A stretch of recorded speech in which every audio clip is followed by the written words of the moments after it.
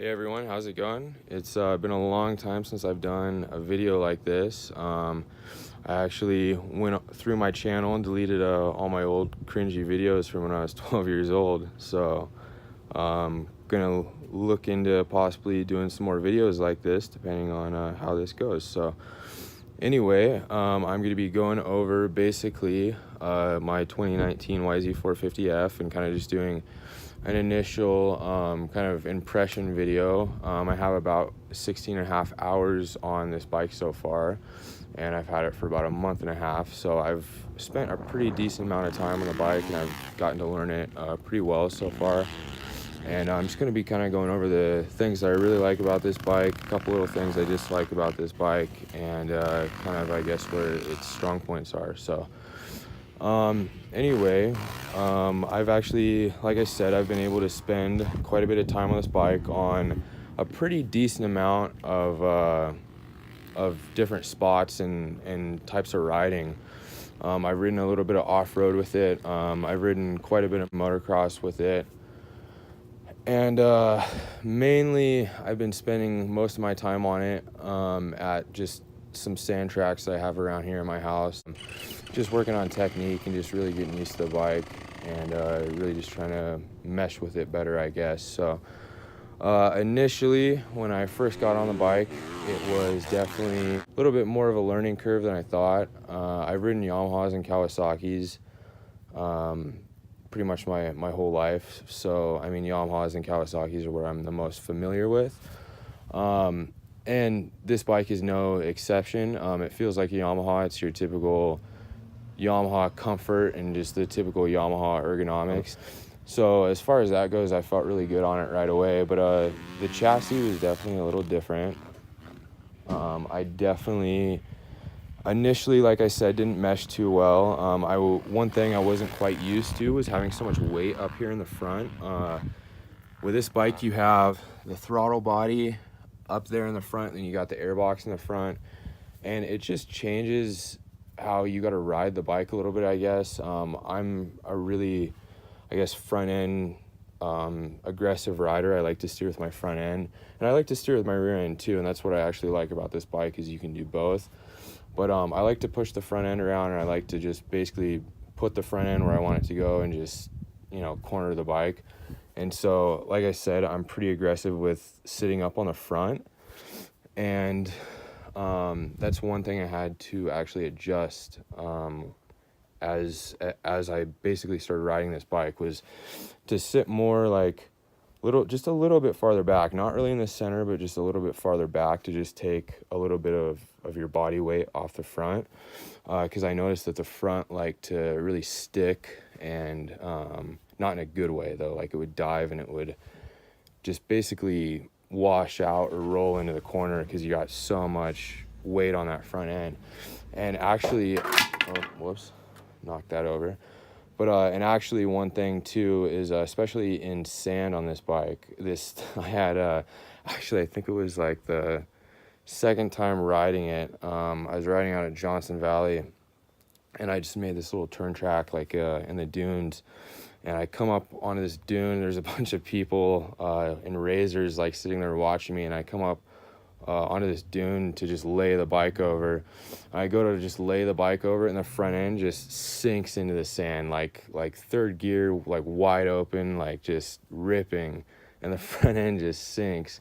It sends me just over the bars like a good 20 feet, doing a front flip, landing on my back, and I just, it was good. It was on sand, so it wasn't too big of a deal. But anyway, it is a little front end heavy, so that is something you have to kind of, I guess, get used to if you're not familiar with the new reverse engine design that Yamaha has been using the past couple years. But yeah. So right out of the box, the bike's really good. Only thing I've really messed with is clickers, and then the only aftermarket things I've actually put on the bike is an Atterby skid plate, a set of hand guards, some arc levers, these Motion Pro fork bleeders, and just a twin air filter. The map that I'm running is a TP 2.0 map.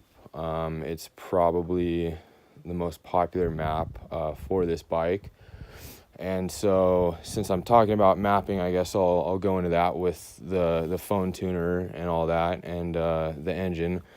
So I've actually tried quite a few different maps on this bike, and I definitely would say I like the TP 2.0 map the most, just because you have like that connectivity to the rear wheel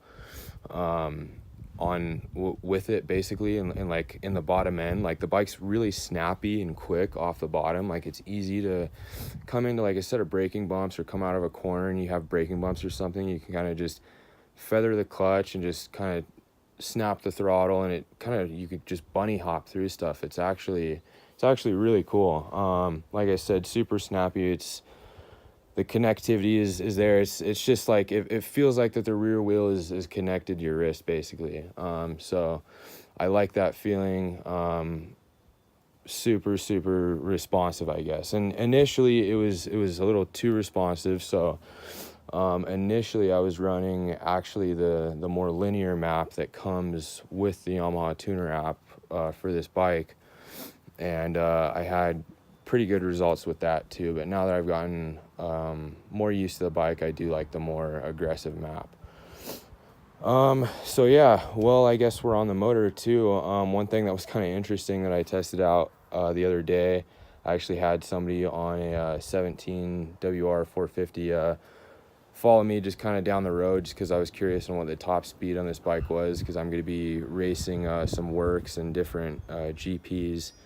And believe it or not, with this stock 1349 gearing, I believe it is, it did 95 miles an hour. So that was something that was a little unexpected for a motocross bike with just the stock gearing. But yeah, so anyway, I guess I will go into suspension.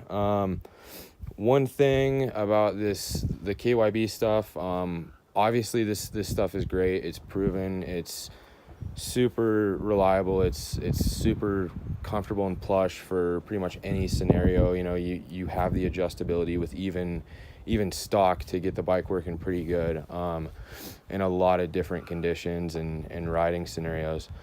And one thing though is with KYB stuff, you are going to go through fork seals faster than you would with Showa. So as you can see, I have a leaking fork seal here, and yeah, it's unfortunate with the KYB stuff, but it's pretty normal. So expect to be changing fork seals if you're pretty aggressive, maybe every 15 hours or so. I think it was about 14 and a half hours that my fork seal started leaking. So I have new seals, and I should be putting them on tomorrow or sometime this week. So yeah, but aside from that,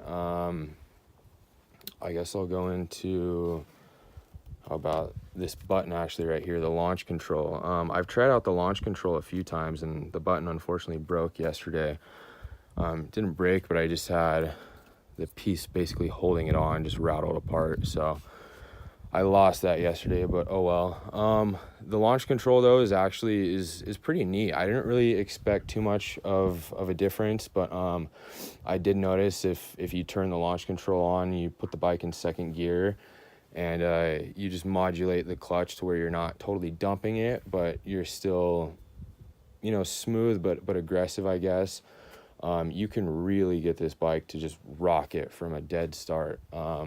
The motor really is pretty incredible on this bike. It's got tons and tons of bottom end. So another thing that's been, I guess, a little strange that I've noticed about this bike is I've gone through literally 3 front number plates already, and granted, I have had 2 pretty decent sized crashes. I actually ran out of gas off the lip of a jump at Milestone, And literally, like, worst case scenario, right as I sit into the seat to seat balance, the bike just runs right out of gas. And with the fuel injected bikes, there's no warning, unfortunately. So you never really know. And that's another thing. I was actually really surprised how fast you go through gas on this bike. Riding my sand track over here, it's nice deep sand, so you're pretty aggressive on revving the bike and everything.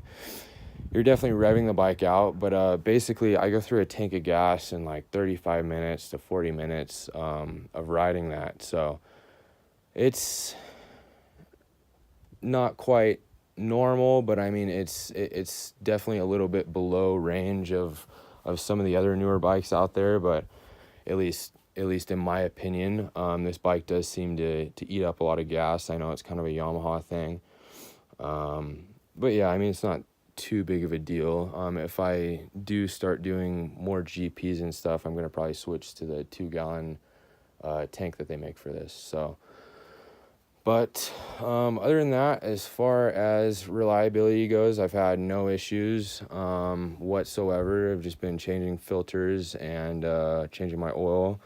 The stock chain obviously isn't going to last. This thing is just wasted. So are the sprockets. So, but I have a new chain sprocket sitting in my garage that I just have been too lazy to put on. But that's going on this week.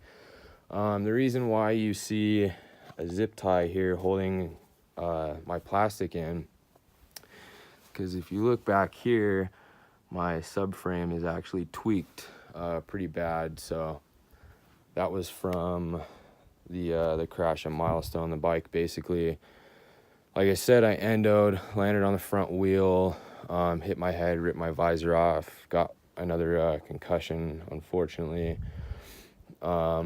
And yeah, and tweaked the subframe pretty bad. So, let's see. The only other, I guess, issue I really had, I guess, with this bike would be I've had to bleed the front brake like twice now.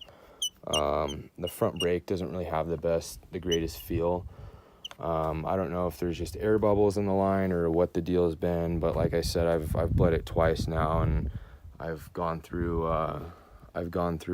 quite a bit of brake fluid. It was actually low yesterday, so now it seems to be fine. I don't know if that was just, again, bubbles in the line or what. But yeah, that's pretty much the bike. Like I said, it's been great so far. I really do enjoy it. So yeah, thanks for watching.